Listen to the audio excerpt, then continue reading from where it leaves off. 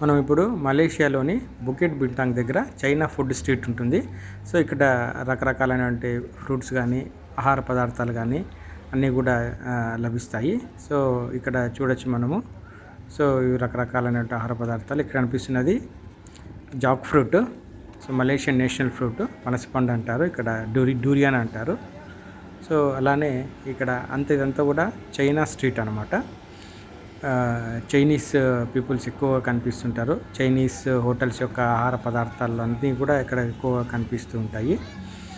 మరి ఇక్కడ Chinese food అంటే మీకు తెలుసు, ఇక్కడ చూశారు మీరు. సో పీతలు కానీ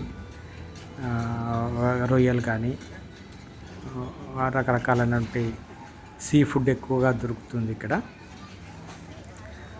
మనమంతా కూడా చూడొచ్చు.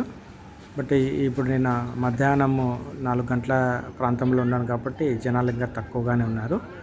సో 6 దాటిందంటే ఈ రోడ్ అంతా కూడా ఫుల్ బిజీగా క్రౌడెడ్గా ఉంటుంది. సో మనం నడవడానికి కూడా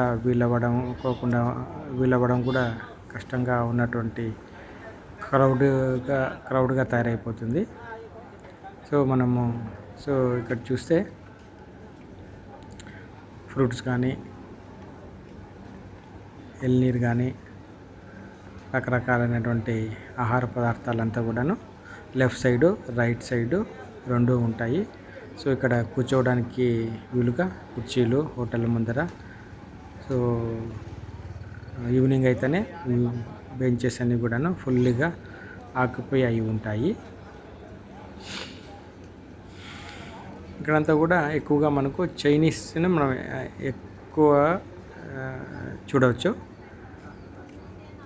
ఇవి మలేషియాలో ఎక్కువగా లభించేటువంటి ఫ్రూట్స్ కనిపించేటివి ఇవి.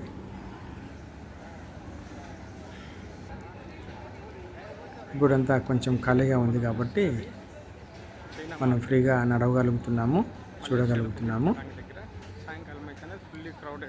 ఈవినింగ్ అయ్యిందంటే 6 తర్వాత ఫుల్ క్రౌడ్గా ఉంటుంది. చూసారా, ఇక్కడ కూర్చోవచ్చు. టెంట్ వేశారు. చైనీస్ యొక్క పేర్లు అవి టైటిల్స్.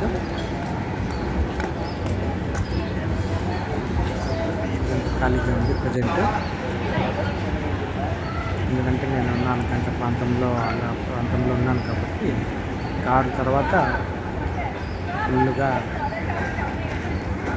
ఉంటారు జనాలు.